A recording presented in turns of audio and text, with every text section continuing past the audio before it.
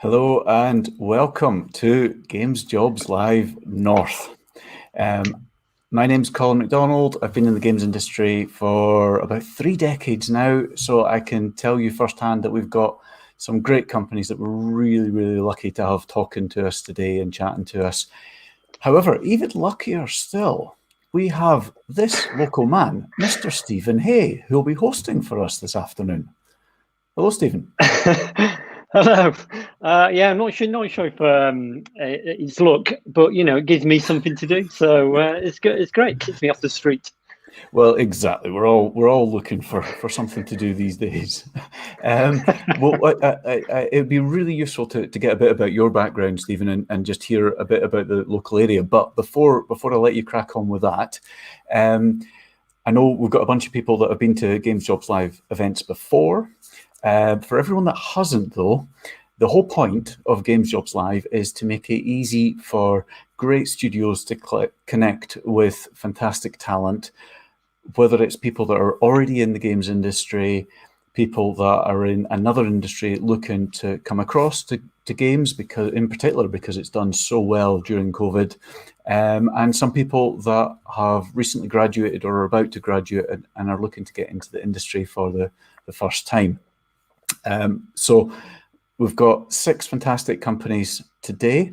The challenge for you really won't be which one you want to work for, but to let them present themselves and see if you can try and choose between them, because there's a whole bunch of great options that I think it's going to be difficult to choose between them, but nice problem to have. In order to squeeze everyone in, each company only have a couple of minutes to present. However, it should give you a good flavour, and it'll let you follow up with any of the companies that you're interested in.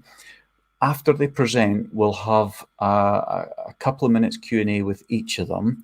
So stick any questions that you'd like Stephen to put to them in the Discord. There's a live stream questions channel in the Discord. Stick any questions for each company as they're talking in there. Stephen will pick out a couple and we'll get a couple of those answered. However, all of the companies will also be in the Discord themselves from now for the next 2 hours until 6 o'clock if you're watching this live. So you want to get into the Discord. If you're not already on, the link is scrolling along the bottom of the page, and it will do throughout this whole stream. Basically, in a browser, if you punch in discord.gamesjobs.live, that's discord.gamesjobs.live, that'll take you straight to the Games Jobs Live Discord. And once you're in there, you can just join in the general chat in the general channel, put your questions that you want in the live stream to Stephen in the live stream questions. We're only going to be able to answer a couple there, but everything else, the companies all have their own channel in the Discord. I think they're all on there now, so get on and ask your questions either before they present, and certainly once they have. If you've got any follow-up questions, you'll be able to speak directly to the companies there. I think I'm obliged to say, if you do enjoy this event, please do like and subscribe to the channel. I think that's just one of those things you've got to do anywhere on YouTube. But also wanted just to make sure everyone knows that we've actually got 4 recruitment events this month. This is the first of 4. So we've got another 3 coming up on the next 3 Wednesdays. So next Wednesday on April the 14th, we've got a Midlands event. The Wednesday after that, on April the 21st, we're doing one in collaboration with Pocket Gamer Digital Connect, the online conference. And the Wednesday after that, which is Wednesday the 28th of April, we're doing one for Brighton and the South Coast. We're still firming up some of the companies, but some of the companies include Wargaming, Ubisoft, Quali, Electric Square, TT Games, who are part of Warner, Square Enix, and various others I've forgotten, and others that will come on board nearer the time.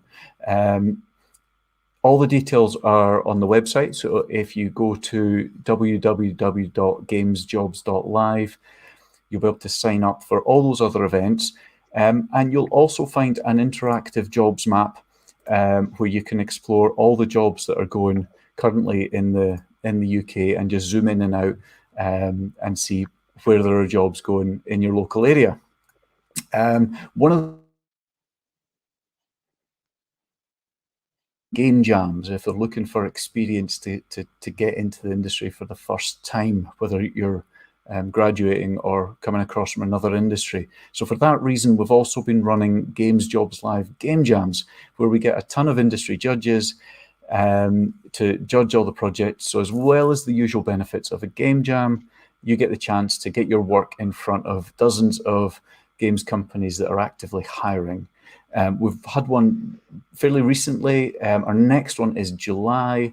And if you want more details of that, get yourself over to jam.gamesjobs.live and you can find out more information about the jam that we're running in July.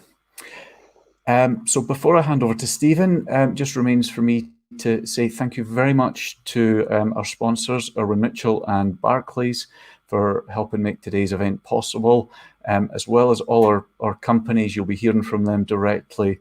There'll be no point in this without the company. So thank you very much for everyone that's taken the time from the companies to come along and speak to us and answer our questions on the stream and in the Discord. And I'd also like to say thank you to everyone that's helped promote it. Gameopolis, Game Republic, Catalyst, Yuki, many others I've probably forgotten. Stephen, you can help me out with any that I've forgotten. They're all great organizations that are that recognize the value of this event. So really appreciate them spreading the word, as well as everyone else that's just shared it individually. And then from our side, I'd like to thank Elspeth, who's done a great job spreading the word on social media and on forums and other Discord channels, to Andrew Gordon, who's been a trooper writing up tons of the recent My Journey interviews that we've done that you can check out elsewhere on the YouTube if you want to find out how technical directors and QA directors and design directors got their first start into the games industry. And last but definitely not least, massive thank you to you, Stephen, for getting all these brilliant companies from the north of England along today, and be willing to host and compare it all. Really appreciate it. Thank you. Excellent. No, it's a pleasure. It's a great opportunity. Yeah. Well, so kick us off. Do you want to tell us a bit about your background first, and then also about the area? Yeah, of course. So, so I started in games. I'm kind of 3 decades as well, I guess, Colin. So similar to you, I started in 1993 at Ocean Software. And Ocean Software in itself is one of those kind of classic kind of companies. Sometimes you say, you worked at Ocean Software, and people go, "Oh my God," and they start treating you like you're a piece of history. So, but I wasn't there back in the 80s, but certainly was in the 90s, and I was there. They became Infogrames, so they kind of during that period in the late 90s, there was lots of acquisitions. Of course, they bought Gremlin, so Infogrames were kind of buying a lot of this kind of history and heritage of northern companies in Manchester and Sheffield. I don't know if it bought anybody in Leeds, but we were certainly working with Technics at that point. So we were kind of working over in Newcastle as well. So we had a swathe of kind of companies in the north that they kind of bought and kind of squandered, perhaps. It's probably a good way to put it. I ended up working at EA. I've always worked in the north, and I think I've always been quite proud of that I've not had to move down south, and perhaps the opportunities were there. But I think now the industry in the north, looking at some figures earlier today, and there was about, I think Tiga said there was about 20%, over 20% of the industry is in this northwest, northeast, and Yorkshire area. So that's the same as the southwest, essentially, in size. And then another report I was looking at said that in 2020, around 27, 28% of all vacancies were in this area as well. So So that's great for the area, and it's great for me, who doesn't want to leave the north, because I love it. And so I've been able to work for Ocean, for independent companies, for mobile companies, for EA, and I work for myself, and I work with companies all around the country and all around the world, from a base here in Manchester. And I think this is not to destroy Colin's whole business model, but I think the world is kind of switching on to kind of remote working and working from wherever you are, which is a fantastic thing. But in terms of the North and the talent and the heritage comes from kind of Gremlin Graphics, from Zeppelin, in the Northeast, from Ocean and Imagine, and all of these kind of early doors companies that really kick-started an industry in the UK, which was amazing. And because of that legacy, then you got companies like Acclaim and Infogrames coming in, and then and that was kind of building up the industry in the 90s. A lot of investment, but also a lot of new kind of companies came in, and you got that legacy of people who'd started in the Northwest, wanted to stay in the Northwest, and so we're building other companies and building them to success. So Traveller's Tales, became TT Games. We had kind of Rockstar Leeds. We have Rebellion, Red Kite, Technics, became, of course, Zero Light. So, even industries kind of spinning off into other areas. So it's a really rich kind of heritage that we've got. And now we're looking very healthy. I mean, the roster of companies that we've got today is amazing. We've got a mix of, the bigger companies like Codemasters, as well as people like Cardboard Sword, who are doing fantastic kind of indie goodness, and then people like Double 11, who are also making kind of games like Minecraft, and so fantastic kind of variety. And then on top of that, we've got a great community, and I think in each part of the North, there's different game clusters, like Liverpool Game Cluster. We've got a fantastic community with Game Republic, of course, in Yorkshire, and Jamie's stuff. And I've really missed Gameo this year, for example. That kind of just getting together. And then you've got things like Gamebridge in the Northeast. So there's a real cohesion and a real kind of community, I think, up here. Even though we're separated, we're separated by hills and motorways and things, but it's really strong. It's really rich. And new people coming in is great, and we want new people to come in, but we also want people who are doing well to keep this talent up here, because it's a great place to live. We all know that it's a great place to live, and it's a great place to make games in. So so that is kind of a brief on the North. And actually, we've got a bunch of articles up on the website with covering all the companies you've mentioned. So get onto the Games Jobs Live website, and there's separate articles about the background and the companies in the Northeast, Northwest, and Yorkshire, with links to them all for you all to apply for any jobs they've got going. So we need to crack on. We've got a bunch of companies to speak to. However, first, a very last-minute addition, and apologies if this knocks the schedule out a little bit, we're going to bring in a chap, Mr. James Easton. Let me just see if I can bring him in. Hello. James. Zoomed Hello. In. Zoom myself out there. Thank you very much for joining us. So the reason you're joining us is because you've been to one of these before, haven't you? I certainly have. In August, I think it was, maybe slightly before that. So tell us your experience. So I attended Games Jobs Live, like I say, possibly late July, early August, and one of the companies that came along were Huey Games, based in Manchester. As a result of Huey coming along and being on the Discord, I applied, and I got the job. So I came straight out of university, from the University of Central Lancashire in Preston, and straight into a programming job very shortly after, and obviously in the middle of a pandemic. That's my cards were dealt very well, I think.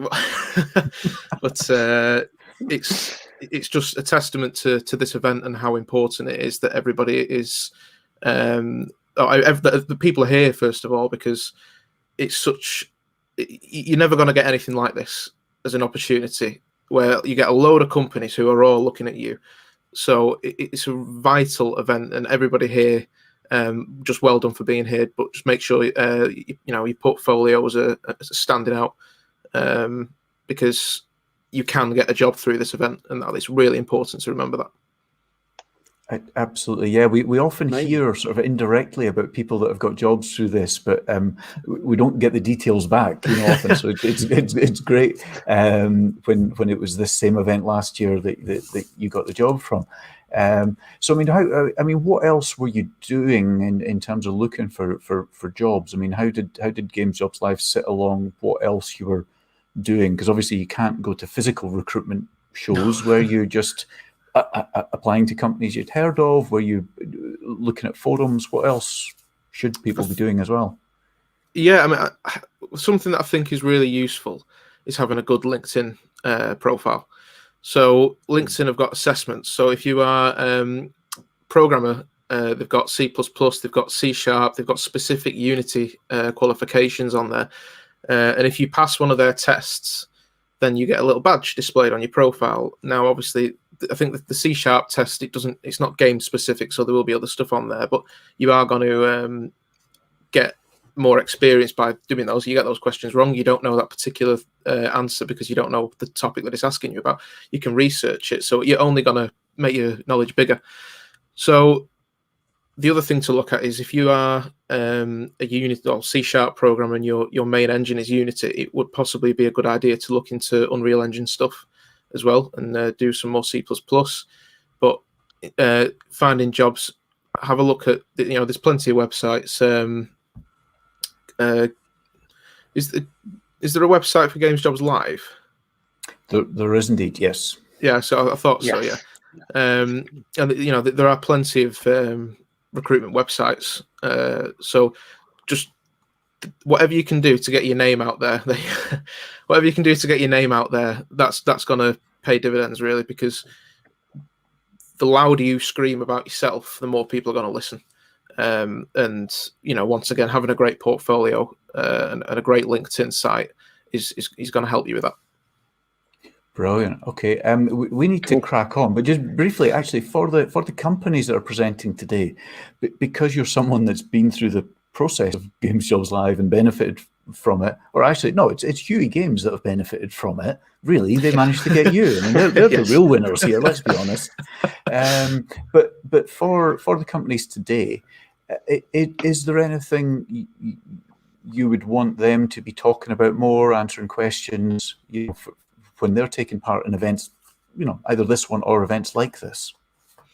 I'm not too sure, to be honest. I think one of the most important things is being clear to, I think certainly graduates, because I think if people have been in the industry before and maybe they've come out or maybe they're just looking for another job, they've got more of an insight into what they need to do. I think as a graduate, it can be quite difficult at times to figure out precisely the direction you need to be going. So if a studio is working on something specific, or that they are looking for something specific, saying, "Oh, we're looking for some junior programmers," is great, because then you're catching a big demographic there. But maybe focusing down on, we want C++, but these are the specific areas of programming that we also want. So it's because you can be a C++ programmer or a C# programmer, but you get these transferable skills that it would be useful, I think, for a lot of companies. So, we'd like someone who's really, really good at optimization, or we'd like someone who's really, really good at X, Y, Z. So being a little bit more specific at times and pointing out the direction that certainly new programmers or new graduates will be able to go down in order to expand their knowledge, and then we'll go from there, I guess. Perfect. Okay, that sounds good advice. James, sorry, we're running late already. We've not even started, but thank you so much for joining us. That's been really useful, and I hope everyone gets to follow in your footsteps. Thank you very much. Great. Thanks, James. Okay, I'm going to disappear off, Stephen. I need to let you take over and keep us on track. So I'll jump on it at the end, but I'll leave everyone in your capable hands, Stephen. Excellent. Cheers, Colin. Okay, fantastic. So first up, we've got a company, you may have heard of them. They're called Codemasters, racing games, micro machines, dirt, F1, project cars, anything on wheels, basically. So we're going to kick off. We've got David coming from Codemasters. First, we're going to show a short trailer. Rated E for everyone.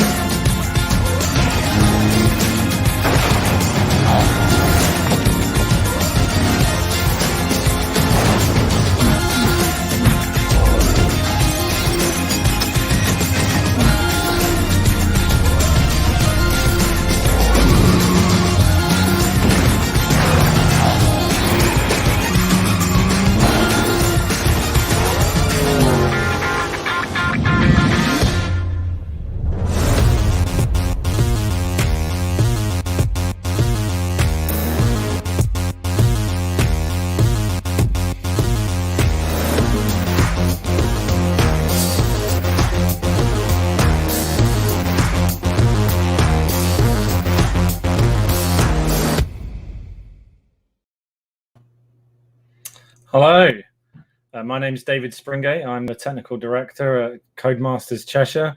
That was our new trailer for Dirt 5, which the update for that, all of the stuff that you saw in the trailer came out today. I'm joined today by Meg, who's our recruitment manager. She's hanging out on Discord, so she'll be taking your questions and highlighting them to me later on as well. Stephen, would you mind bringing up my slides? That would be really helpful. I want to talk to you today about what is it like working at Codemasters? What is my experience there? And I'm the technical director. Let me say up front, if you're a programmer, an artist, a producer, a QA person, don't turn off. I'm not going to just be talking about programming. I want to talk to you about what it's like at Codemasters. What is our culture? So first of all, this is what I looked like before COVID happened, which, you know, it's taken a toll on all of us. But I started in the video game industry back in 2004 with an internship at PlayStation. I've been in the industry now for 15 years, and I joined Codemasters in 2017 as a graphics programmer on the game Grid. Some time after that, quite soon, I became technical director of what's called Cheshire Studio, which is kind of between Manchester and Liverpool. So Codemasters, we make a ton of racing games. We've made Dirt 5 in the last year. We've made Project Cars 3, the F1 series, Grid, Dirt Rally. We ship our games on literally everything, it seems.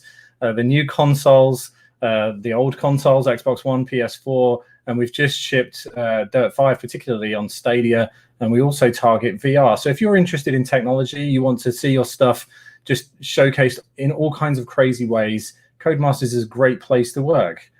We're always growing too. We're always hiring new people. We've had huge growth, recently adding the Slightly Mad Studios teams to Codemasters. And yes, as you've seen in the news, we're now part of EA, which is amazing. Being part of EA, again, just creates an enormous opportunity for us for growth, as well as resourcing. Gives us a bit of a chance to breathe when we think about how we go about making our games, what kind of resources do we need, and time. So being part of EA is just amazing. It's great. So we're really excited about that all across Codemasters.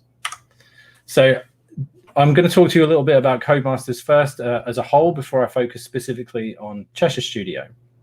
So we have a campus in Southam in the south of England, where Dirt Rally and Grid and many other projects are made. It's a beautiful campus. It's got a gym. It's got beautiful gardens, a nice on-site pub and restaurant, all that kind of stuff. It's great. I love visiting the campus. It's like going to the mothership and seeing all of the, because it's the largest studio, it has so much staff. But this is where Cheshire Studio is. It's a smaller studio. It's about 75 staff at the moment. And that's how we make Dirt 5. We also have the Birmingham studio. Birmingham studio shipped the very popular F1 series, which has won so many awards. It was difficult to try and find out how many, but it's won a lot of BAFTAs particularly, which I find super impressive. As well as part of Codemasters, we have the Slightly Mad Studios teams, as I said, who make Project Cars, and they all work from home. So if working from home's for you, you should talk to the Slightly Mad Studios team. We make cool games. The F1 series is made, as I said, has won multiple BAFTAs. Grid won Racing Game of the Year from Gamescom, and Dirt 5 won Racing Game of the Year at Gamescom too. We also won, as I was reminded of at the end of the trailer, the IGN Game of the Year nomination. We were in the top 10 games of the year according to IGN. So we're really proud of what we do. Also, and this is most important, I think, our CEO is Frank Sagnier, who won the TIGA Outstanding Leadership Award in 2018. Now, the reason I bring that up is, I think, going to become more clear as I work my way through the presentation. So why Codemasters? Ultimately, there are a couple of reasons why you pick any games company, and that's the competitive remuneration package. Let's be honest, that means you get paid. You want to make great award-winning video games? Sure, of course you do. But I want to talk to you about what I think is the most important reason why you should pick any game studios, and why particularly you should look at Codemasters, and that's culture. And that's why I gave it a nice little gold box around it. So let's talk a little bit about culture. What does it really mean? Well, at Codemasters Cheshire, we really try to think hard about what has been difficult about making video games, what makes that a challenge, because it is hard making games. If you don't currently work in video games, if that's going to be a shock to you, it is hard. And that happens whenever you bring any people together to make a creative endeavor. It's difficult. And so one of our mantras, one of the things that we're regularly talking about with our teams, is that people are far more important than technology.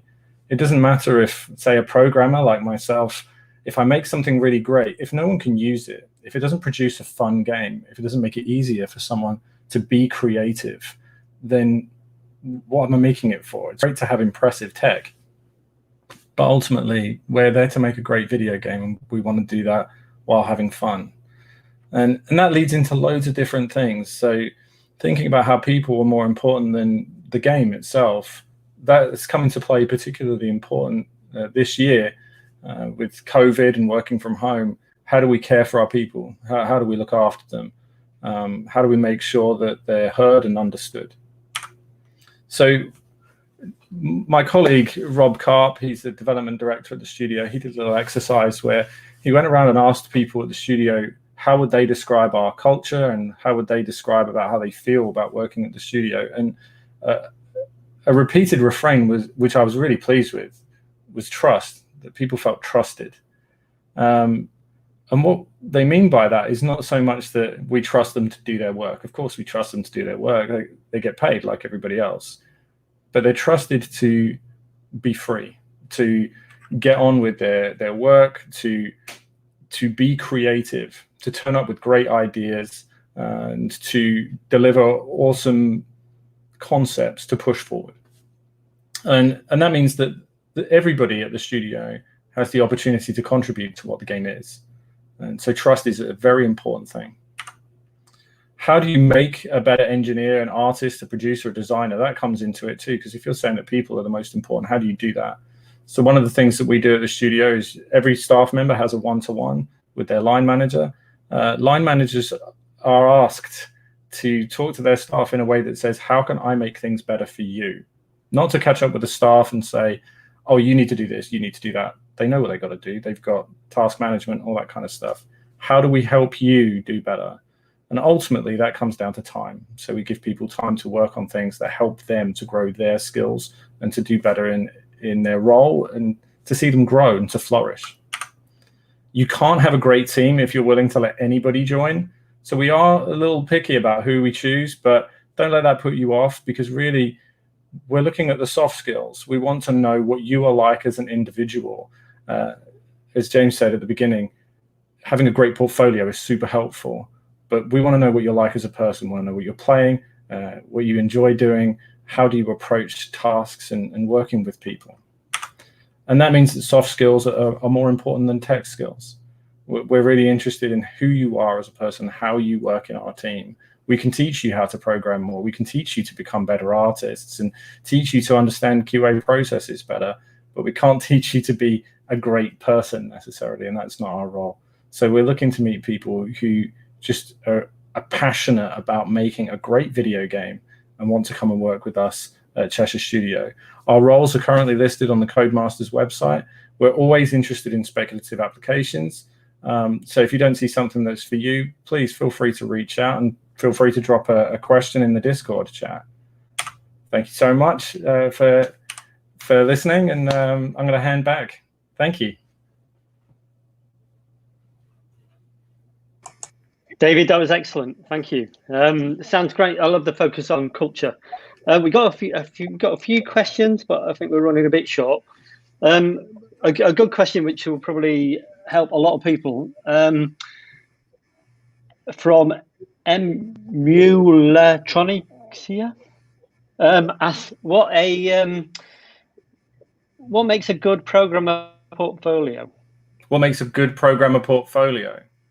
Guess something that demonstrates your passion is what I would say. So if you're a graphics programmer, you're passionate about graphics programming, I want to see that you have done something to investigate that. That doesn't mean that you need to turn up with a from the ground up deferred renderer showing thousands of lights and multi-threading and all that kind of stuff.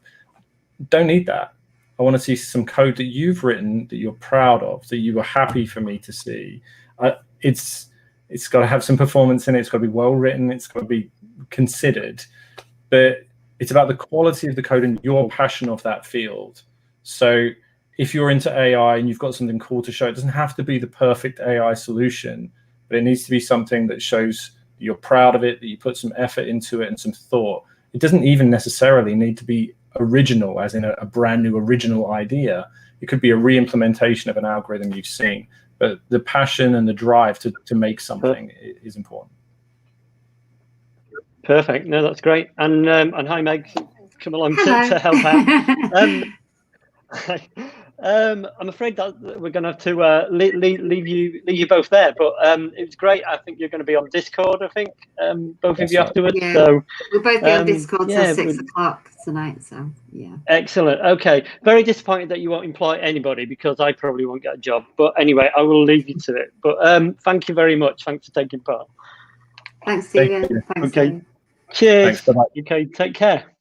Bye, David. Okay, so so that was great. Next, we've got Double 11. So Middlesbrough-based publisher and developer, worked on, of course, the mighty Minecraft Dungeons, and now working on Rust, bringing that to console. Rust looks awesome, far too difficult for me to play.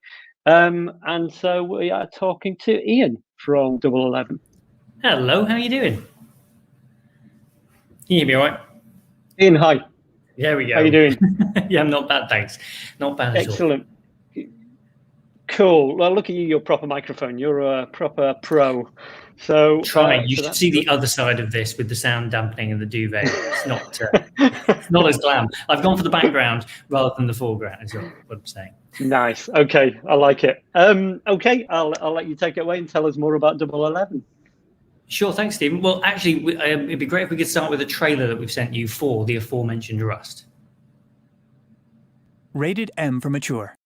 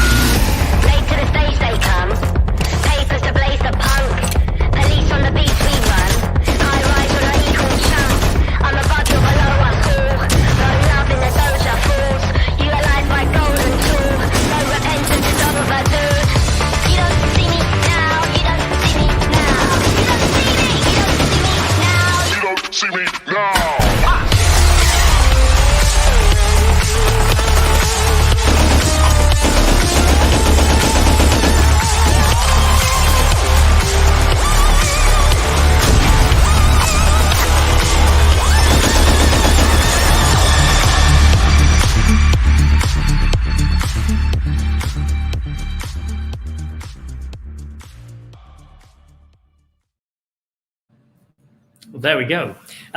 So if we could bring up my presentation, Stephen, I'll jump in and start by telling you a little bit about me and kind of why I'm here to talk to you today. So my name is Ian. I'm the program manager at Double 11. I started in games in the 90s as a freelance journalist. I then got scared, got a proper job in the 2000s, and I'm here today to primarily tell you not to get scared and not to get a proper job, because it might take you 20 years to get back to games. But I joined Double 11 in 2019, and I help manage resources and projects across the studio. So my interest is kilometers wide and centimeters deep. Who are Double 11? Well, we're two studios, one in Teesside, Middlesbrough, and the other studio in Kuala Lumpur. Everyone is working from home at the moment, but we're building a studio, and the plan is to go back there when it's safe to do so. The Malaysian studio opened in 2020, and it's now 14 people, and it's contributing to games like Dungeons, like Rust, and we're really proud and excited to be out there as well. But very, very pleased to be in the north. Like Lee, our founder, kind of started the company up here by design. Like we're northern first and kind of on purpose, you know. While we've been working from home, some people have done a great job of setting up their home setups to kind of make themselves as comfortable and productive as they can be.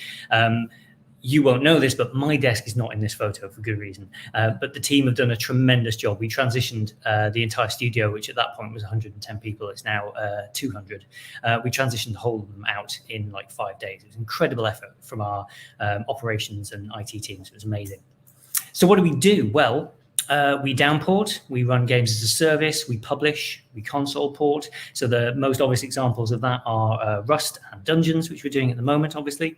But we also remaster, and we do a bit of work for hire. And traditionally, you might have come across us as a studio that does technical work. If you've got a very specific or difficult thing, a good example is getting Rust to run on PS4 and base Xbox One, for example. That's a technically very complicated and hard challenge.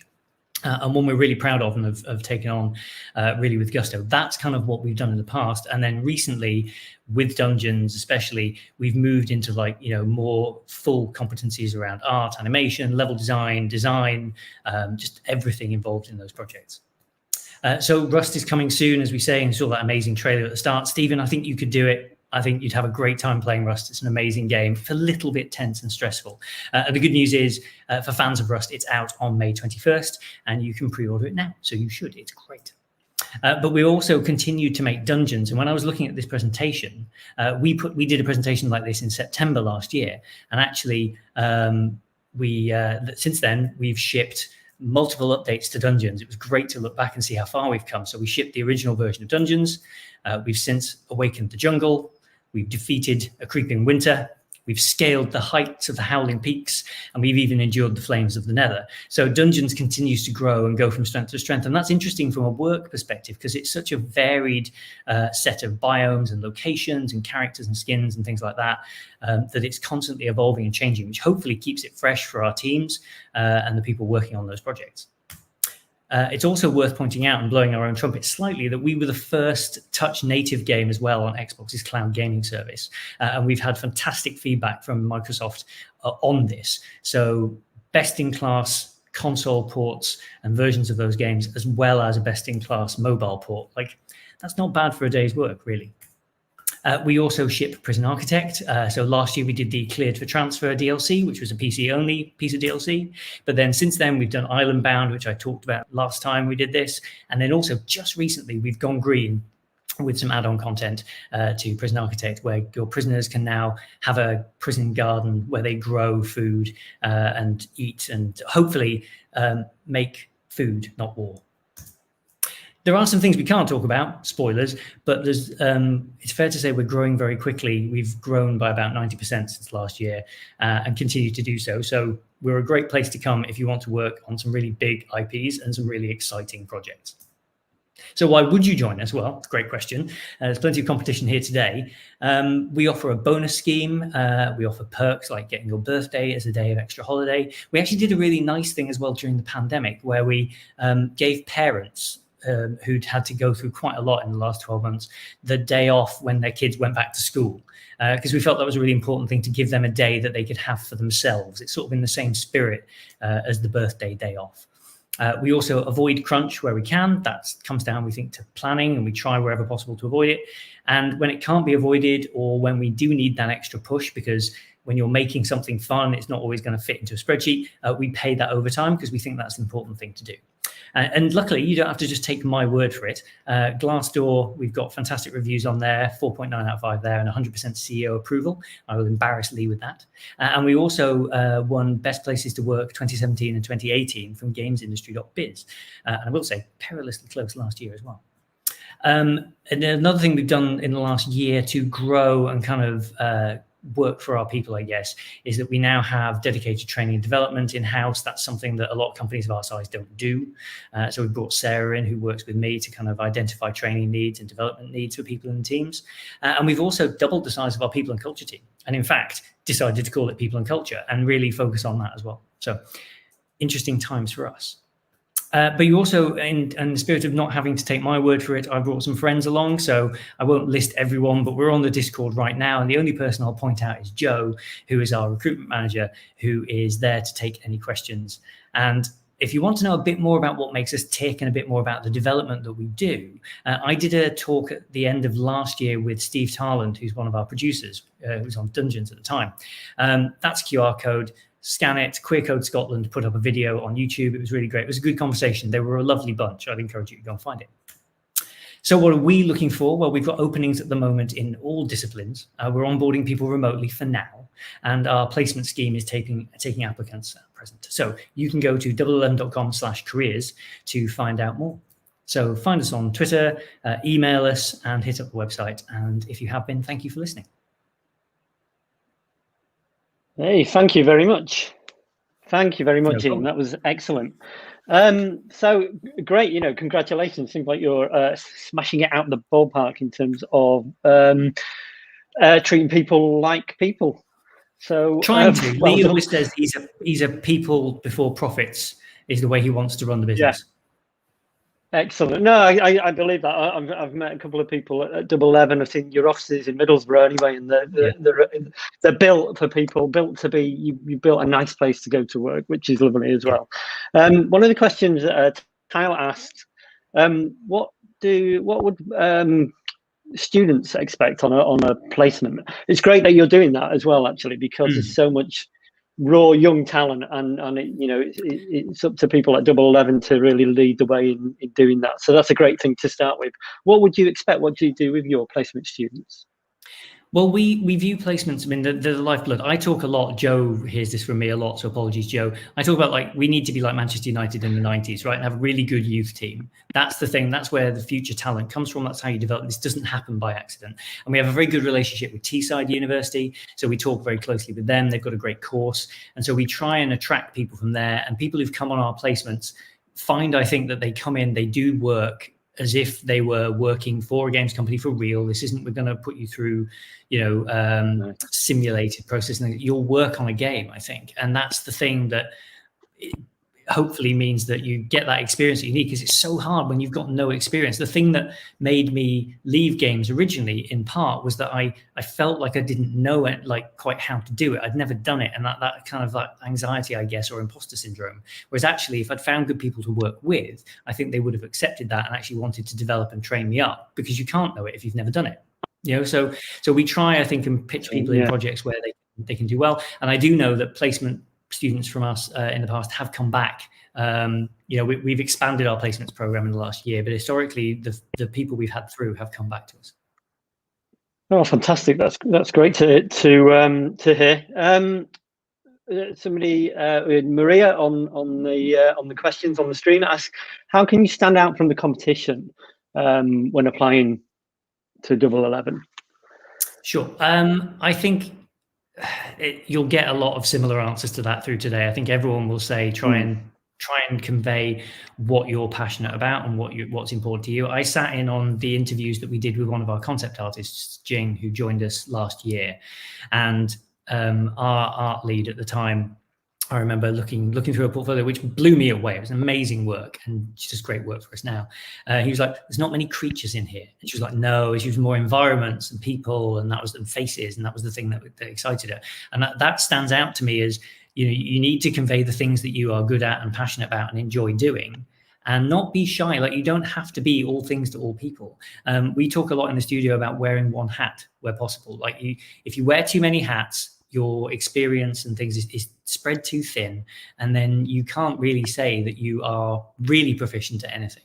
And so actually, if you show us the things you're really excited about doing, it might be that we don't need that or want that right now, but like quite often when we interview candidates, for example, and I've phoned candidates after an interview and said, you know, we loved your work, we thought it was really good, but it's not right for the project. And we sometimes can't tell them what the project is because, of course, it's in development and it's super duper top secret.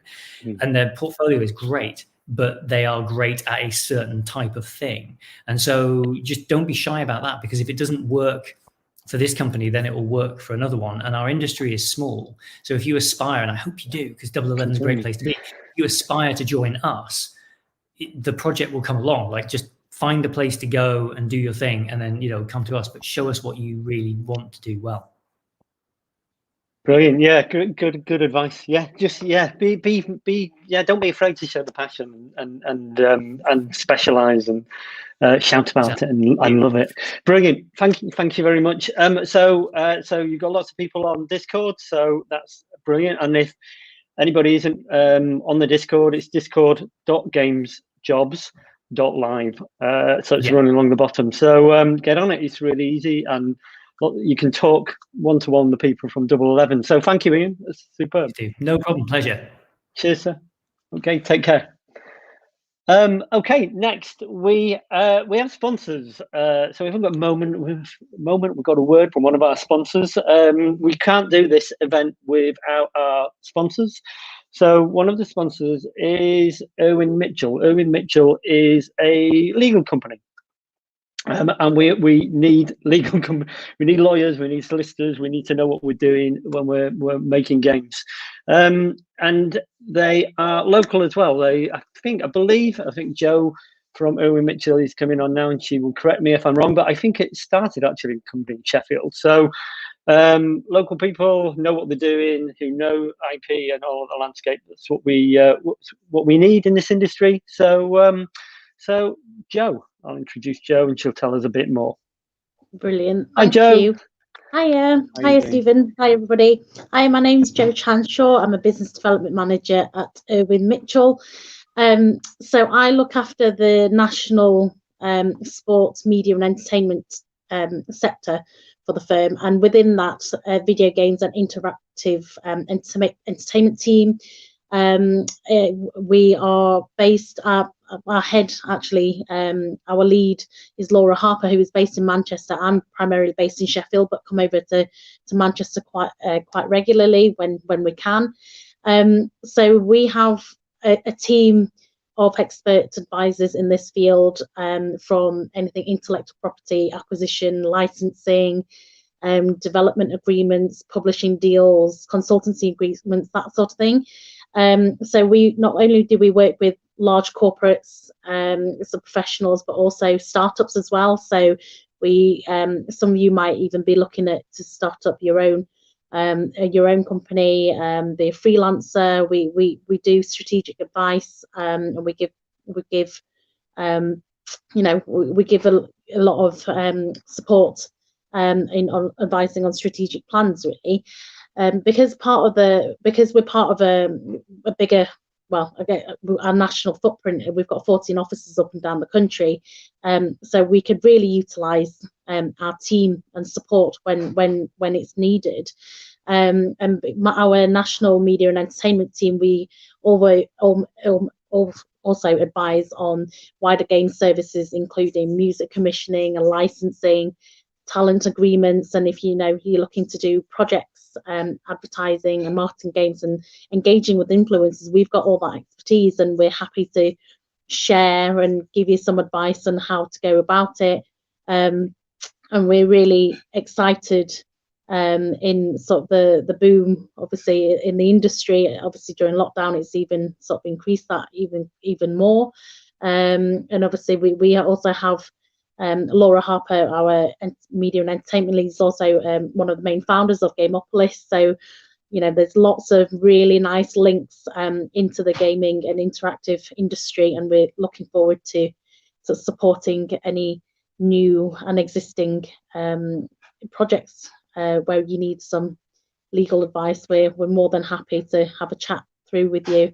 We'll leave the contact details with you, but if there's any questions, any legal, you know, advice that you need, any connections that we may be able to facilitate, please do get in touch. We're happy to have that conversation initially and see where it goes, and looking forward to working with lots of programmers and teams really in this field. Cool, that's great. Fantastic. Yeah, and Joe, you mentioned Laura is one of the guiding lights in Gameopolis, which is the Manchester network. And there's going to be news on that soon in the next few weeks, I think. That Gameopolis are kind of stepping up with the help of Erwin Mitchell and Laura. And I've known Laura for years as well. She knows the media and entertainment landscape really well. So yeah, fantastic. And you know, and you're there to help from indies, freelancers, all the way up to the larger organizations. So great stuff. Excellent. Well, thank you today. No problem. Brilliant. Thank you. Really good stuff. Thanks a lot. Excellent. Okay, cool. Right, we're moving to back from Manchester. We're going back over the Pennines at quite some pace to talk to Just Add Water. So we're going to talk to Stuart from Just Add Water. Just Add Water, based in Leeds, worked on lots of games, worked on IP, Ice Age, and they're all over that, Oddworld as well. At the moment, Micro Machines, so back linking to Codemasters there, and Sniper Elite as well. So a whole raft of like really big franchises. So hello, Stuart. Oh, you're on mute, Stuart. Force Stuart, a habit. are you on mute then? I'm back. I'm not anymore. Force a habit. That's okay. That's me. That's me all the time. I'm always on mute. Okay. Thanks for getting involved, and I'll let you tell us more about Just Add Water. Not a problem at all. I started the company in October 2006 with the idea and vision being that I started making games in 1988, and over the years I've worked for various companies. And then in 2006 I decided that that the games industry was probably about ready to work on the Hollywood style of model of you have a central production company and you hire in different disciplines and abilities for various roles, like, you know, and games related arts, art design, programming, what have you. However, it came quite clear within a couple of years that the industry probably wasn't ready for that at that time. So as a result, we moved into doing sort of work for hire projects and various other things. And since I started the company in 2006, this year we'll have our 32nd release, our 32nd project release. And that's not just you know, one game, 32 different versions. It literally is 32 different projects over one platform up to say 5 platforms. I think our largest release to date would have been Oddworld New and Tasty back in summer 2014, which we released on PlayStation 4, PlayStation 3, Xbox One, PC, Mac, and Linux. There was a couple of versions which another company took care of. But we've, over those years, we've done creation of our own projects, our own IP. We've done work for hire projects for others. We've done co-development projects for a number of companies as well. And as we come to 2021, and how I won't say we've got through the pandemic yet, because we're still on it. You know, we've, as a company, have been in lockdown now for 13 months. And it's, you know, the first few weeks is a little bit, what's happening here, you know. But I think we've all got used to it now, and we're all working from home. As you can see, I'm in a spare room at home myself. The rest of the team are working quite well in their own houses and apartments and stuff in Leeds and around Leeds. In fact, some of our guys are actually in Manchester, some people in various parts of the UK. As a company, we've grown. original, when I started the company off, it was just myself. Then we went up to 2, then to 4, then to 5. Then we've evolved up to 28. We've come down a little bit since then, but we're in the process right now. We've got a new client, and whilst I can't even say who they are, all I can say is they own a few well-known AAA IPs that we're actually involved in directly going forward for releases this year and indeed next year and the year after. So right now we're actually looking to hire between 20 and 30 people sometime this year or during this year, and maybe more into 2022. The projects we're working on currently, as Stephen mentioned, we're working on Sniper Elite, but that's Sniper Elite VR for PlayStation VR, Oculus Rift, Index, and Steam VR, and what have you. That will be out at some point this year. I wish I could tell you. I know when it's going to be out, but Rebellion would shoot me if I mentioned it. And that's coming on very well. That's almost across the line. We're also currently working with Maze Theory on Doctor Who: The Edge of Reality, which is a follow-up sequel extension of their Edge of Time game for PlayStation VR 2 years ago. For us, it's not a VR game. It's a normal non-VR title for Switch, PlayStation 4, Xbox One, and PC. We're also working on Toy Soldiers, a re-release of a game from 2010 on Xbox 360. That's going to be released on Xbox One, PS4, Switch, and PC.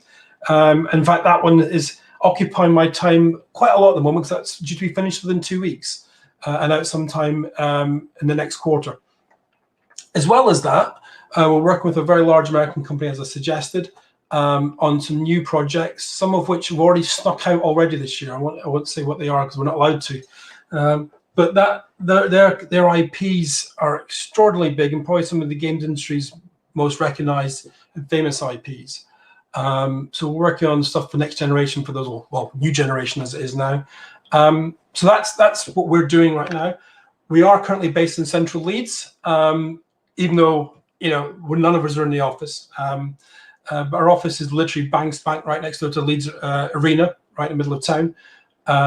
We have on site is great facilities, but like I said, no one's there currently, which is slightly annoying because you can't really use it as a selling market point right now because we're not there. And we don't know when we're going back, to be honest with you. I know a couple of members of staff have said, we'd like to get back sometime sooner rather than later, and the rest have gone, do we have to go back? Can we not just work from home? And whilst I would probably say that's probably a great idea, one of our clients is insisting that once this is all over with, we have to have people in the office for security reasons for the projects. But we'll take it as a turn-by-turn basis.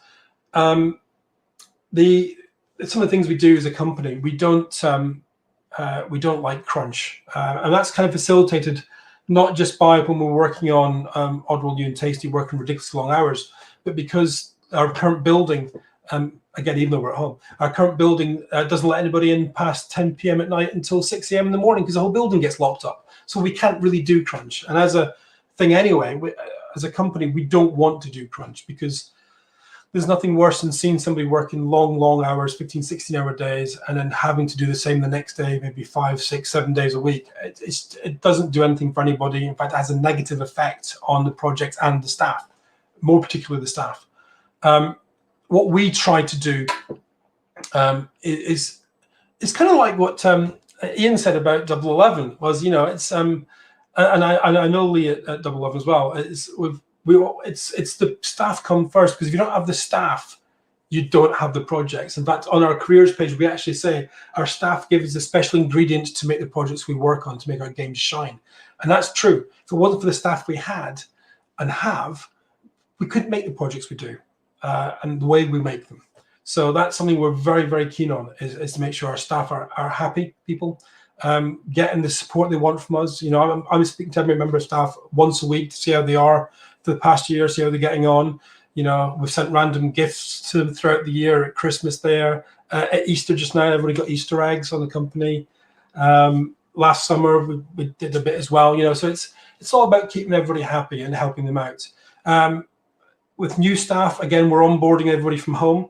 And it's worked. It's worked quite well. We've been quite surprised. As a company, I've been quite surprised that working remotely has gone as well as it has. And it certainly opened up my eyes to the possibility of that we do that going forward.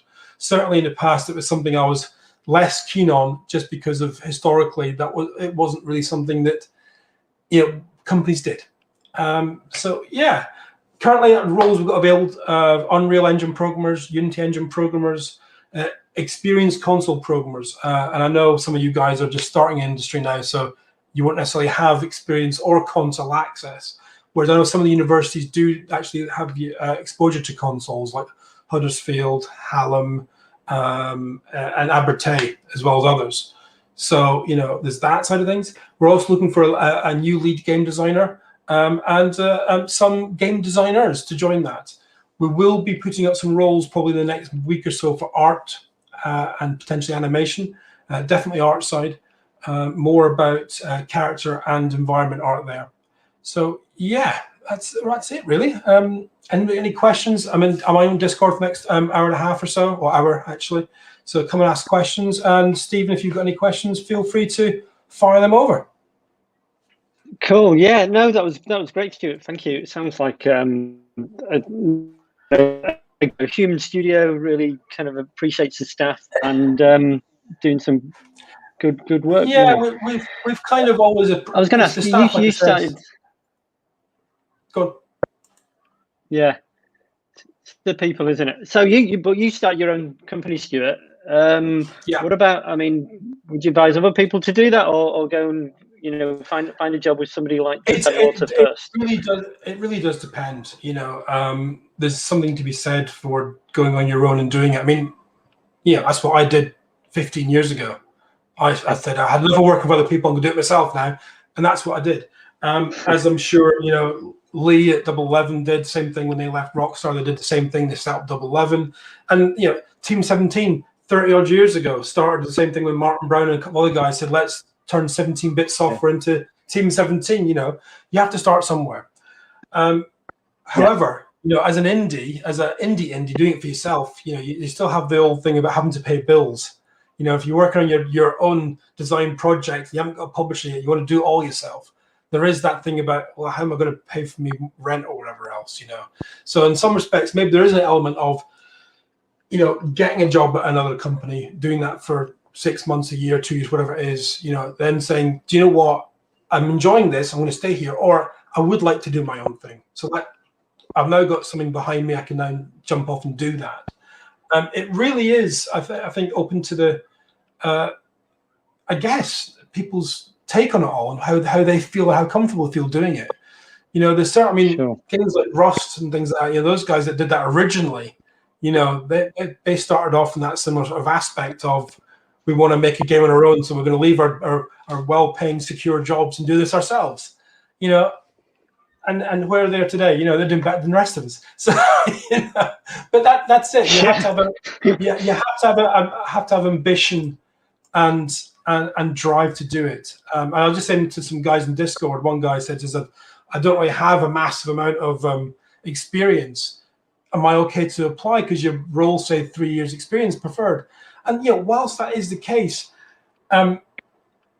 some people just have natural ability, natural desire, and want and ambition to do this, and it's those that I champion and welcome. The industry when I started in 1988, I was an 18-year-old programmer in the northeast of Scotland and Aberdeen, just left college, didn't know what to do. I was doing a rubbish dead-end job almost, and I was making games in my spare time. Yeah. It's through that determination of doing it myself that propelled me to where I am today and where Just Add Water is today. So, the adage of the bedroom programmer, the bedroom developer, that's where it all started. That's where the industry started really 30 odd years ago. So if you have that drive and ambition, yeah, of course. I'd much rather have that drive and ambition from somebody than have a degree behind them or a master's degree. Because I think the ambition, the determination is a better qualification than someone saying, oh, you got a 2-1 or you got a 2-2. Oh, nice. Good to hear. Yeah, that's good.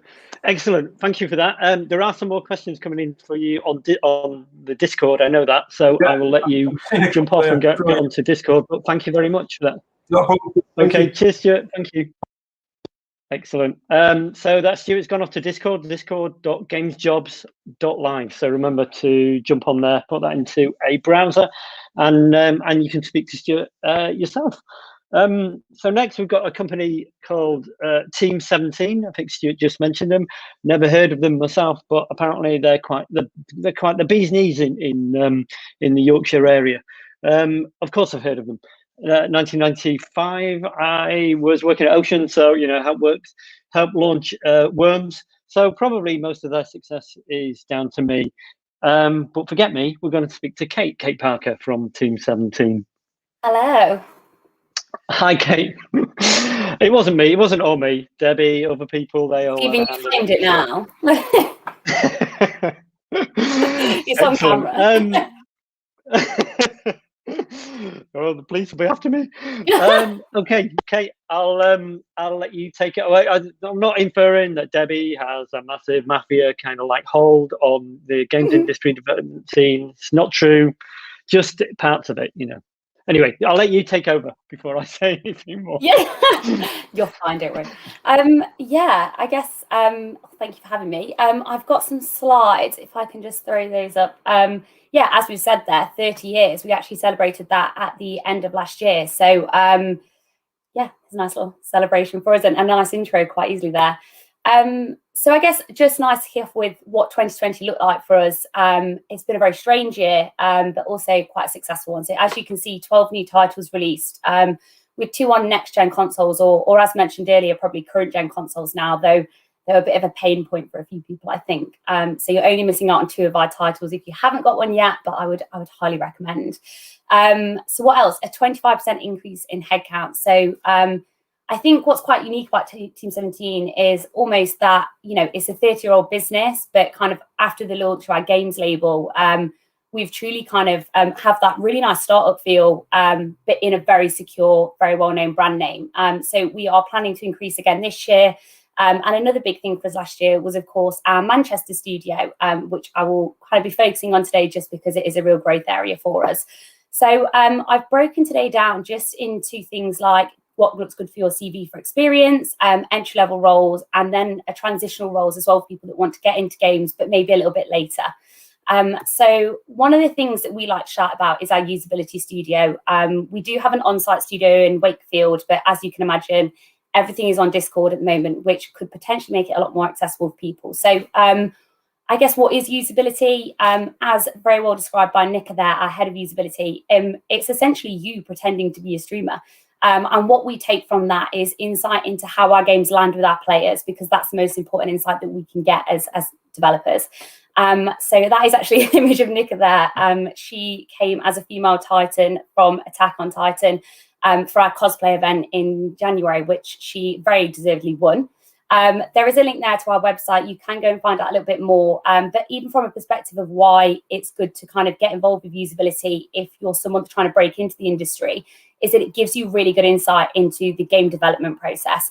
So you can test a game that potentially has no artwork, for example. So it just gives you that insight into how things work, what we take from that. But also, especially if you're looking to start your career, we actually pay £10 an hour for people that get involved. So for our play testers. And yeah, it looks great on your CV that you're actively trying to get involved in that. So you can actually work it like a part-time job, which is pretty awesome. But there's loads more info on the website if you want to have a look.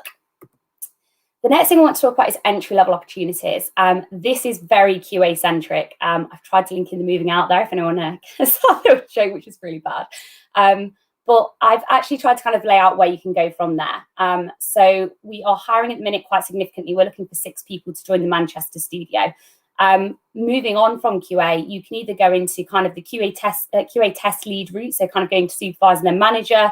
But we also have a lot of success with people moving internally from there. So if you want to kind of get your foot in the door, it's a really good place to be. We very recently had someone move into a production assistant role and someone else move into a user researcher position. But beyond that, there's really no limit. And we have quite a lot of success stories in the business. So our senior release manager and our head of external production both began in QA with us. And I think our design director did as well. So we truly do kind of promote that as a pathway in.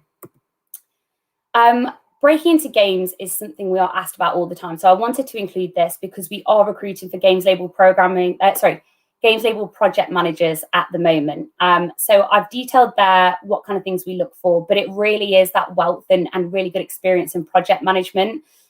Sometimes we find that people coming from outside the industry really have that because they're really kind of controlled on what they're looking at, as opposed to the exciting extra features. Trying to squeeze things in would take, short timelines because it's what they'd like to see in the game. So we do see real benefit, and we've had quite a lot of success stories. So I myself came from outside games, not to call myself a success story, but we've also got influencer relation managers. We've actually got someone joining us from the NHS, and we have someone else joining us coming from the energy sector. We've also had people in software who've come across and transitioned into games programmers. We've had the associate producers, quite a few joined us last year, who are doing really well. So we are really trying to open that up. So if you are someone that wants to break into games at a later date, don't think it's off limit for you. Drop myself or Jasper a message, try and understand what exactly we're looking for, and we'll let you know whether we think it's transferable, or if not, what you can be doing to get that extra experience.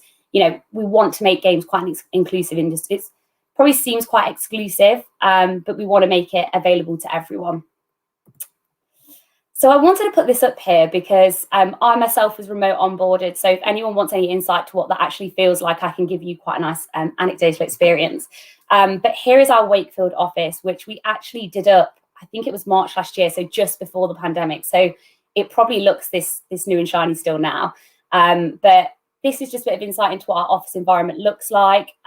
This is very similar to what Nottingham looks like. And excitingly, we're in the process of moving into bigger studios in Manchester. There'll still be at Media City for anyone that's wondering. But yeah, just to facilitate being able to hire more people, because that will be a real growth area for us this year. I also wanted to touch on a little bit about our culture at Team 17. We have quite a lot of employee-led groups, which are great not only for creating community, but also for creating safe spaces. So we have Green 17, which is all about kind of environmental group. It's all about sustainability and looking at how we can give back as a business. Together with Team 17 is something that's a bit of a mock-up.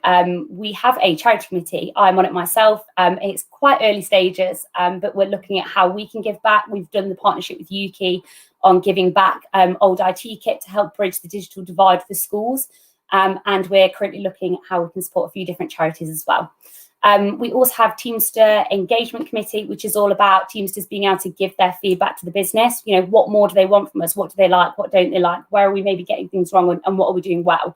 So that we can always ensure that people are happy. And then we also have the LGBT 17QI plus group. They are probably our biggest group, and all of these are employee-led. That's about creating a really safe space for people to have conversations, but also be educated and educate others. So we try and call stuff calling in rather than things like calling out.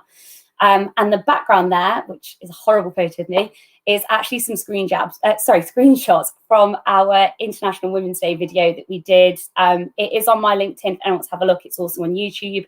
But we are really looking, and we do continuously look at building out new groups to make sure that people feel supported. But yeah, everything's employee-led, so it's not kind of the business driving these groups. But just a bit of flavour of what it's like to be a Teamster and what's available for people. Finally, as I mentioned, we are continuing to recruit. Obviously, 25% increase in headcount last year was fantastic, but we see Manchester as a real opportunity to grow now. So we want to continue that and more. So these are roles that we're currently recruiting for. As you can see, there's a mixture of studio and publishing positions. We have a number of head of and management roles, but we also have some specialists, some entry-level roles, some mid-level roles. So yeah, a real mixed bag. If anyone has any questions about anything on there, just wants to understand a little bit more, maybe what a role means or what kind of experience is required, like I said, myself and Jasper will be in Discord, but we're also always happy to take messages on LinkedIn as well. And then we do have a video. I'm not going to try to play it on here because I know that never goes too well. So I have sent that across to the guys, but it is 3 minutes long, so I don't know how much we'll be able to show, but it just gives you an idea of what we're continuing to do this year, and what you can look forward to coming out soon.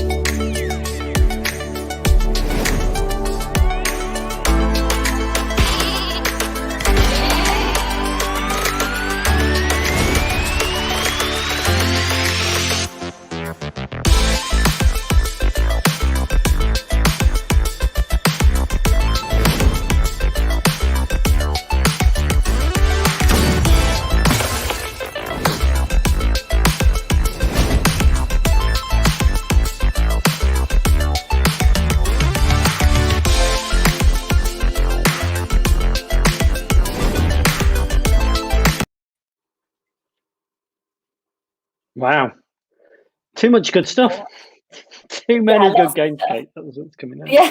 Yeah, that's good stuff. Okay, one of the questions. So you're on Discord, aren't you? So you're on Discord.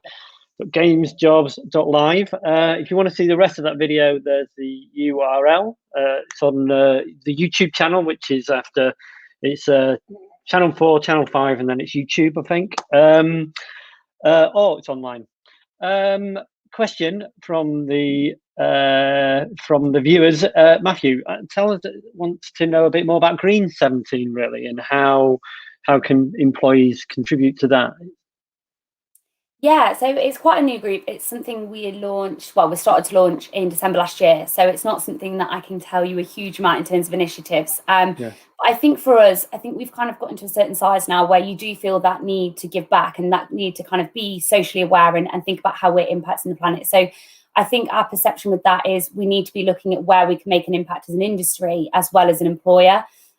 So even kind of the sustainability stuff about what we do with used kit. That's a big one for us, and that's why we've tried to join with Yuki to help give back, and obviously has a nice knock-on effect that it helps to bridge that digital divide, which is quite significant really when you look at it.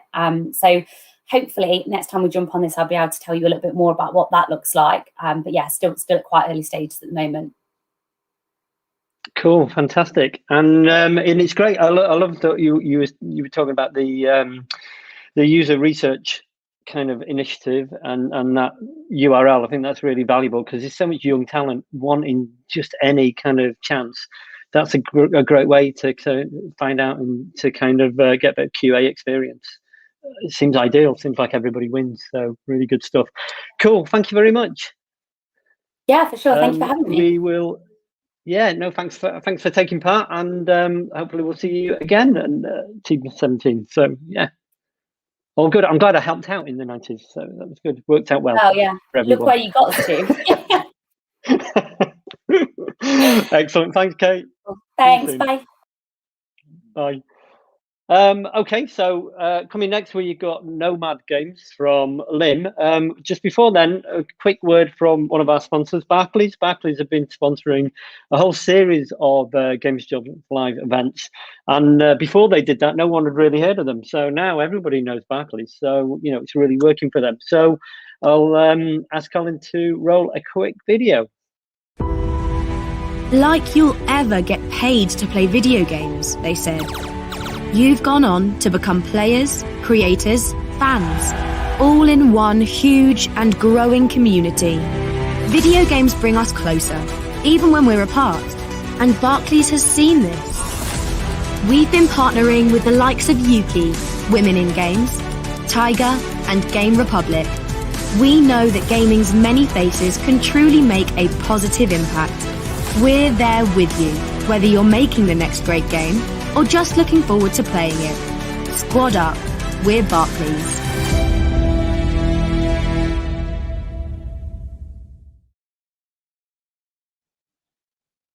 Nice, excellent, good stuff. Thank you, Barclays, for getting involved and helping us put this on. Okay, next we are back. So we're in Manchester region. We're in Lim in Cheshire, beautiful, by Dam. It's got a great ice cream shop. And Don Whiteford from Nomad Games. So I've known Don again from the mid-90s.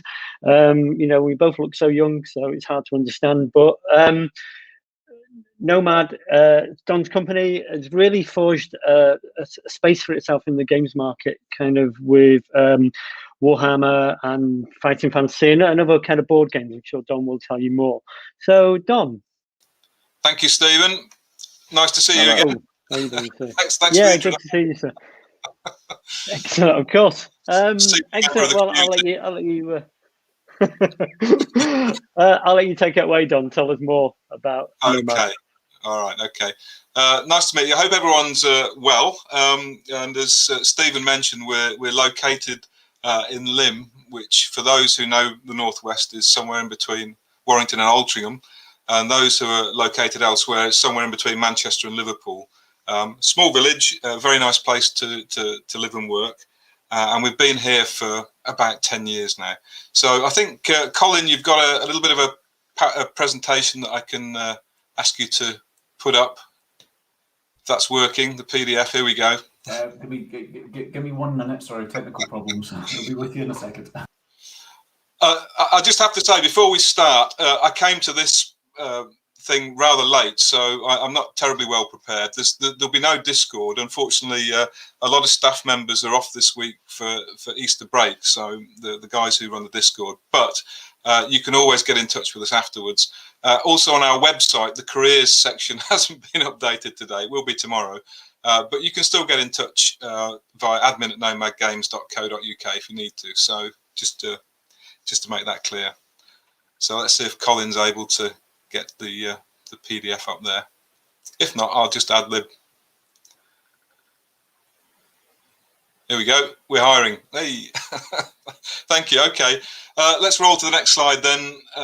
Colin, thank you very much. Okay, so as Stephen alluded, we are specialists in a particular area in digital tabletop games, and we've been adapting cardboard games to the digital space for about 10 years. The tabletop market is one of the fastest growing gaming markets out there at the moment, and it's about the 10th the size of the video game business, but it's really growing extremely fast. And we were starting to notice, big crossover between the two worlds, and that's the place that we operate in. As I say, we've been in business for about 10 years now, specializing in this area. We've got 10 published titles already, and we've got some very interesting stuff in the pipeline, which is why I wanted to jump on to this today. We have been working with leading tabletop and video game brands. In this tabletop world, we've been working with Games Workshop. The Talisman game, which was really our first big entry into this area, is a Games Workshop title. It says 35 on there. It's actually 38 years old now. So it's been around for some time, and has over the years amassed a huge following, and also a lot of people have played it, right? So when we brought it to the digital space, we got a lot of interest in that, and it's one of our liveliest products online at the moment, and certainly one of our best sellers. We've shifted over about 2.5 million units of that game on various platforms. So we work with other great brands as well. Mystic Vale, Cat Lady. These are products of a super tabletop developer called Alderac Entertainment Group, AEG. They do some very, very innovative games in the cardboard world, and we're a preferred partner for their software versions. We're also a developer publisher, so we publish what we make effectively, and we've been doing that also for 10 years. And we are active on not only mobile, but on PC, Mac, and more recently consoles. We've gone back to consoles. Founded by industry veterans, the people who started the company have been in the industry, as Stephen alluded, for some time, since the mid-90s. And we do operate on all known gaming platforms if we can get to them. So that's one of our key strengths, if you like, and also one of the things that people find interesting. So we're currently about 18 folk, and we have got some interesting products coming in, some interesting projects, which is why we're looking to hire at the moment. You see at the bottom there, we have won some awards as well. We are considered to be one of the leaders in our particular field, and yeah, that's our position. So, Colin, if you could give me the next slide, please. Right, who are we looking for? Okay, so it's very, very simple. We're looking for, at this moment in time, I call it phase one, because the first thing we need to do is bring in some experienced programmers, and there is a plan then over time to bring in more junior guys. And of course, in this current situation where we're working remotely, we've got to figure out how we do that. But the key areas for the programmers to look at, obviously with the types of games that we make, AI is very key to the products. We expect the games to be able to challenge players in the same way that another player would. And in fact, a lot of people use the digital tabletop games to rehearse and to practice and to get their skills up, so that when they play with friends with the cardboard versions, that they're more skillful players. So the AI is very important. The other big area, of course, is online. People want to be able to hook up and play with their friends when they can't get round to the house to play on the tabletop. And of course, at the moment, we've seen a big surge in online players, which is great. And I think that won't necessarily diminish afterwards. I think it will continue. And obviously, that's an area that we really want to build on, developing tournaments and things like that online. The other key thing for us is cross-platform, as I've mentioned already. So that's a way of making sure that whatever platform you prefer to play on, you can still join in with games on the same game on another platform. So PC to mobile and so forth. And one of the other key areas that we're investing more time and effort in is Unity, which is becoming a very popular, obviously, cross-platform development engine. So that's what we're looking for in terms of programming. Colin, if you could just flip to the next one. Thank you very much. So again, we're looking for experienced artists at this time.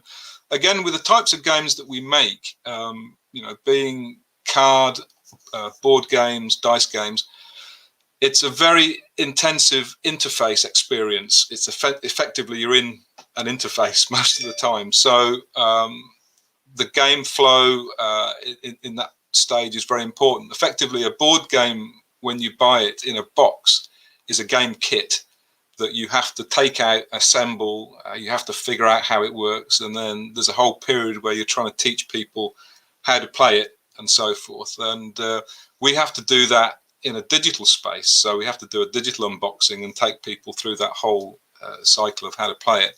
So that's a lot of interaction with the player, teaching them how to do it and so forth. And so that's a very important area for us in terms of the type of artists that we need. We are mainly 2D, but we do 3D work in some of the games as well. And if you look on our website, you'll see some of those products and how we interpret them. Again, with the tabletop games and the card games, we're trying to bring the advantages of digital to what is effectively a fairly static thing. If you just put a board game onto a digital device, it's quite static, it's quite lifeless. So it's very important that the artists are skillful at bringing those things to life and injecting atmosphere into the digital presentations.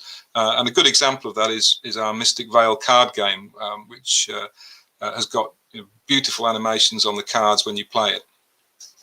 So one of the important things we need in our artists is a great design sensibility, not only just being able to create great looking artwork, but also to think about how the experience is delivered through the artwork and so forth.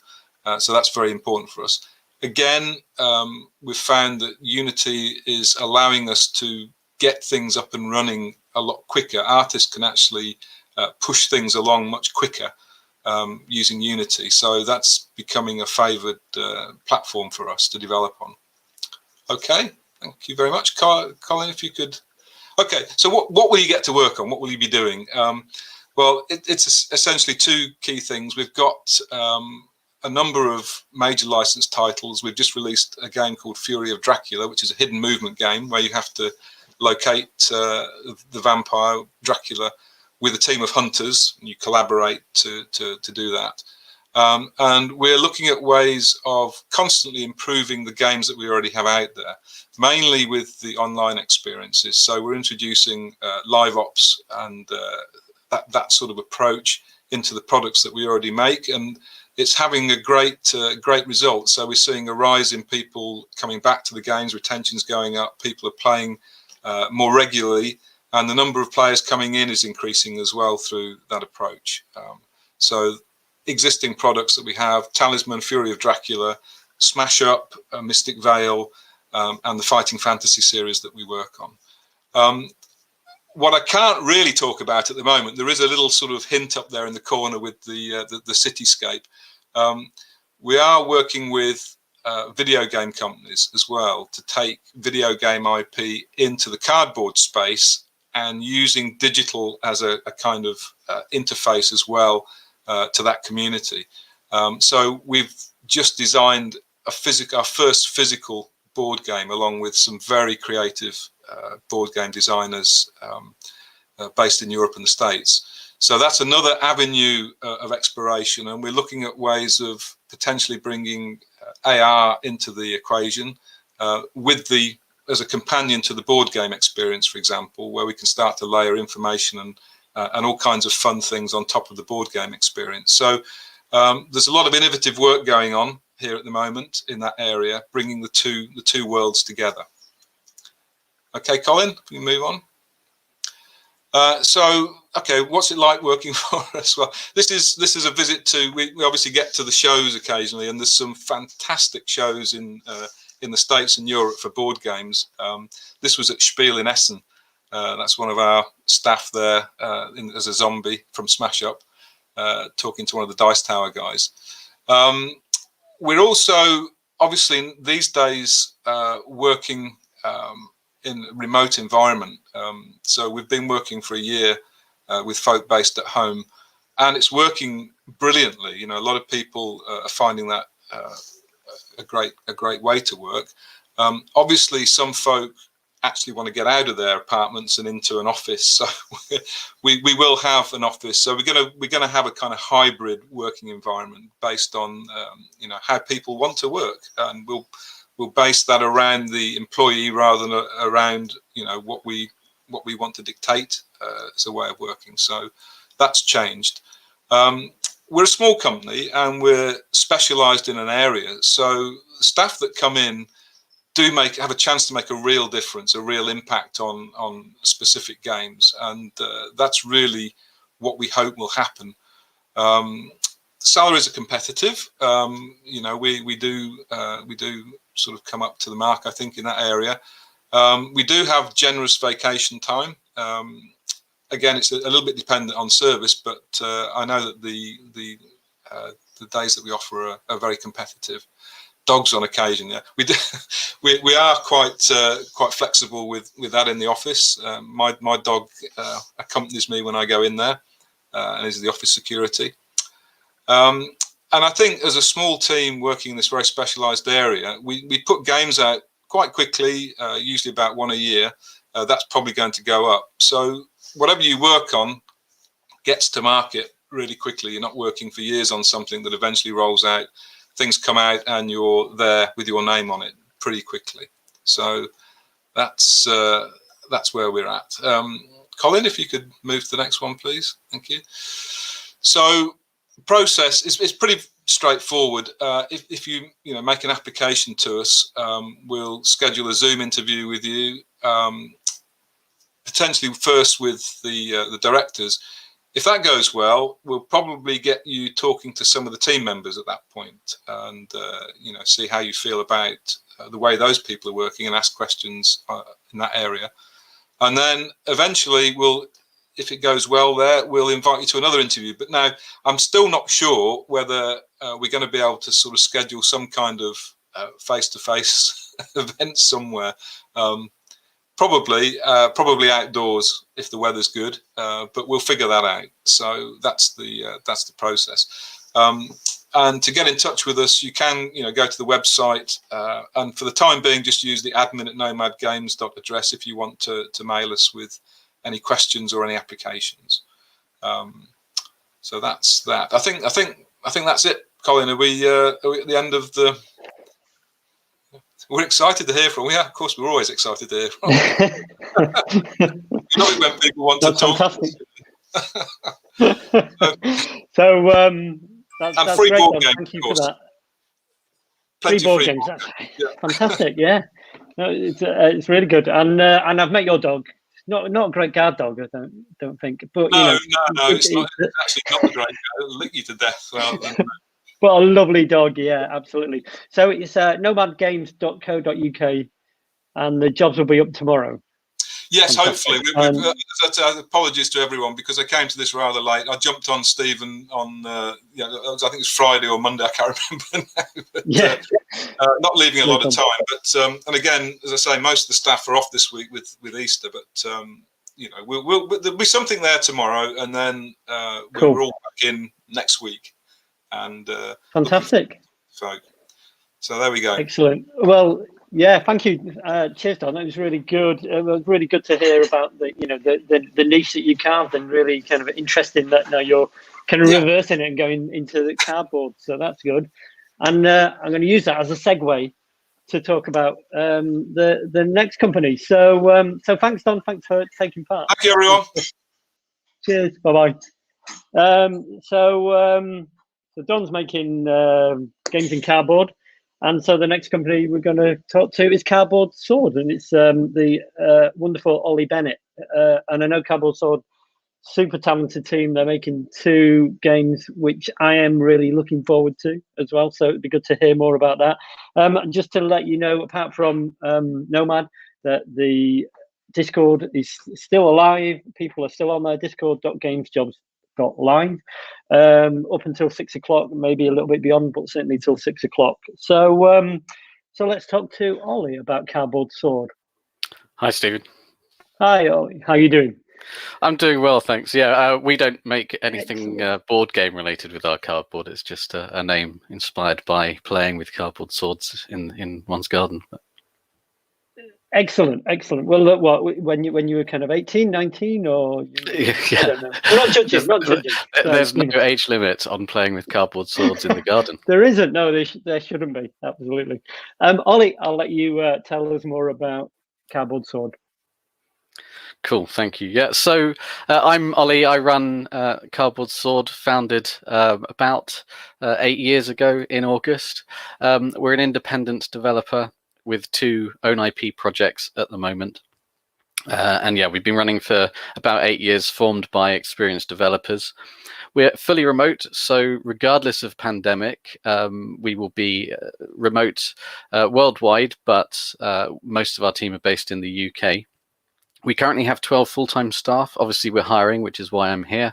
And we also use contractors. So if you are a freelancer, a contractor, or indeed if you're even interested in potentially part-time, we don't rule anyone out at this stage. So if your skill set is relevant to what we're looking for, please get in contact and inquire about not necessarily full-time positions. So we have 2 games as mentioned. The first is called The Siege in the Sandfox. This is a 2D stealth Metroidvania built in Unreal. You can check that out on our website. I'll give a link at the end. Our second game is called Transmission, which is about as different as you can get from The Siege in the Sandfox. This is a 3D driving game with a 1980s setting and a very relaxed play experience. So what are our current positions? Mostly we're looking for coders at the moment, and we are an Unreal Engine studio, and therefore we're looking for C++ coders. However, if you're a very talented coder and your experience is predominantly in C#, for example, if you think that you'd be able to adapt your skill set and learn to work in C++ and in Unreal, don't let the lack of experience stop you from applying. We'd still be interested in talking to you if you're an adept coder and are interested in our potential positions.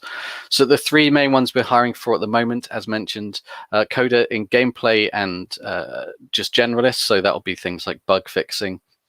But you'll be looking to implement designer-based tools and gameplay mechanics.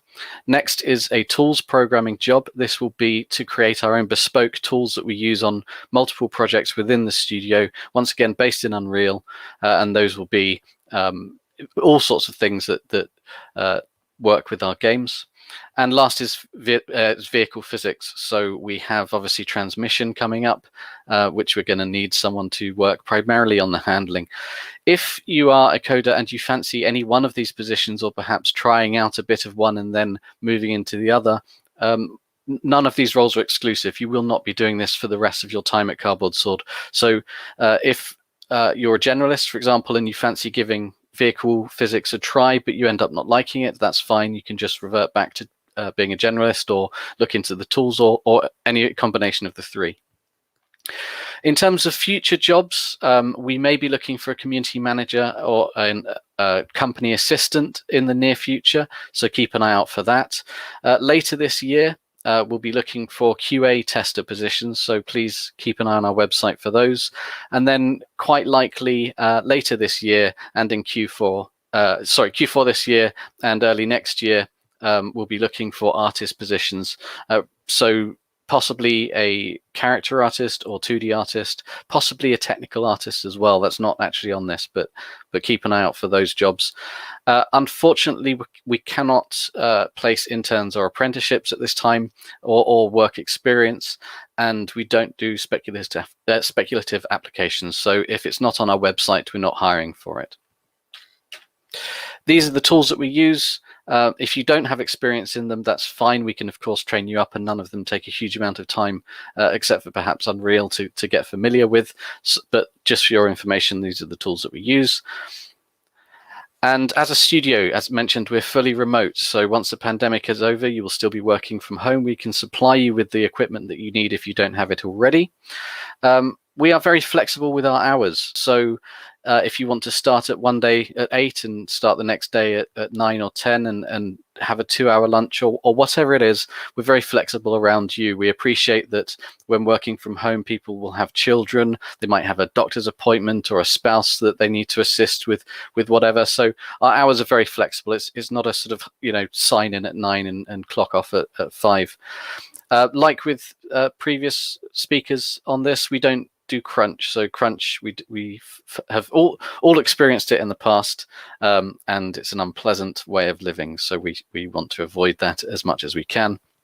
And then Christmas holidays, we give our team complimentary Christmas holidays, regardless of how many holiday days that they have used or have left. So that's secure and nice to enjoy. So as mentioned, this is the link to our careers page. Please look us up there. You can find out more about our game projects on the homepage of our website as well. Nice stuff. Yeah, both of those games look awesome, Ollie.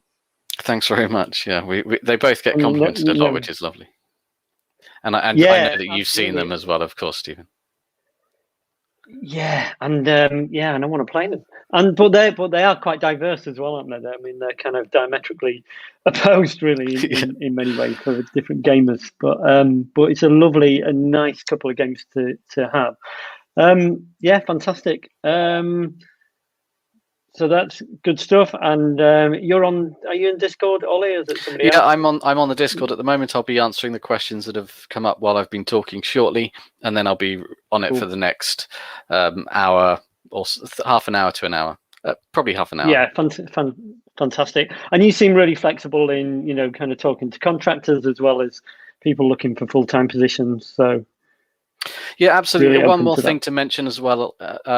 We would prefer to have someone experienced at the moment to fill the role, but when we would speak to very talented graduates as well. As a small team, unfortunately, we don't have the flexibility to train someone up, because that training takes time away from our experienced developers, and as a small team, that costs us in work done. So ideally we need someone that sort of knows the ropes, knows how these things work, and can just sort of go straight into the projects and start being as effective as possible as soon as possible. But a very talented graduate with C++ knowledge is valuable as well. And so if we were to fill perhaps one of those coding roles and then have a graduate that's able to perhaps learn slightly slower or be trained slightly slower, then that's a possibility as well. Okay, fantastic. Yeah, so talk to Ollie, talk to the guys, and that's a good message. So thank you. Cheers, Ollie. Really thanks nice, for having me. Nice studio, nice vibe that you're building there. So good stuff. Cheers. Thank you. Wow. Good stuff. So I think we've run so over. So thank you for all the companies that have waited patiently. To Ollie in particular, right at the end there. But it's great to see the Discord and everything so active. So and thanks for everyone sticking around with us. We will wrap up shortly because the companies are on the Discord just until 6 o'clock. So you've still got 10-15 minutes to get your questions in without the distraction of us, basically.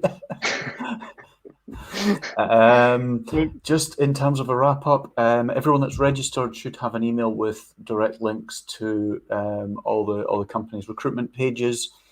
There was a mistake with that, but it's just gone out again, so everyone should have that very shortly. If you have enjoyed this, please do subscribe to the YouTube channel, like the video, etc. That all really helps. And if you want to take part in the other events that we've got coming up, so the next 3 Wednesdays, Wednesday the 14th, 21st and 28th, we have different events covering the Midlands, covering the South Coast and covering companies that are presenting at Pocket Gamer Connects. All the sign-ups are on our website. So if you go to www.gamesjobs.live, you'll be able to sign up to each of them. There are a whole bunch of really cool companies, Square Enix, Wargaming, Electric Square, a bunch of others I've embarrassingly forgotten. But also on our website, you'll find the interactive map and articles about each of the regions, particularly the ones that we've had companies on from today. Sign up to our game jam to get some much needed experience if that's what you're looking for at jam.gamesjobs.live. And really all that leaves for me to do from my point of view, I think, is just to thank all the companies that have taken part today. So thank you to Codemasters, to Double 11, to Just Add Water, to Cardboard Sword, to Nomad Games, and to whoever I've embarrassingly forgotten, Nomad, Double 11, Just Add Water, Team 17, of course. I can't believe Team 17. That we've all grown up playing their games, and Narita Boy in particular looks amazing. I'm desperate to play that. Thank you to Team 17 and everyone else. And thank you to our sponsors, Barclays and Irwin Mitchell, as well as Elspeth that's helped promote things, and all the regional networks like Game Republic, Gameopolis, Yuki, Catalyst, everyone that's helped promote these. Thank you so much.